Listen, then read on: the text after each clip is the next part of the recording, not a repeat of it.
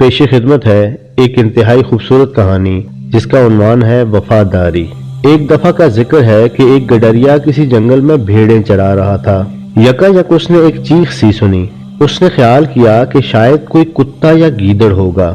وہ ٹھہر گیا اور آنکھیں پھاڑ پھاڑ کر ادھر ادھر دیکھنے لگا۔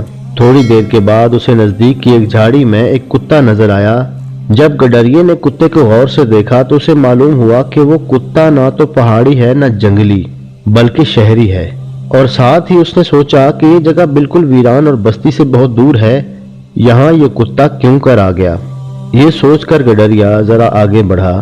چند قدم کے فاصلے پر اسے آدمی کا پنجر دکھائی دیا۔ پنجر کو بہت غور سے دیکھ کر گڈریا سمجھ گیا کہ یہی آدمی اس کتے کا مالک تھا، اور یہ اب سے 3 مہینے پہلے اپنے کتے کو ساتھ لے کر یہاں آیا تھا۔ اتفاق سے مالک مر گیا اور اس کا وفادار کتا اس کی لاش کی رکھوالی کے لیے وہیں بیٹھا رہا۔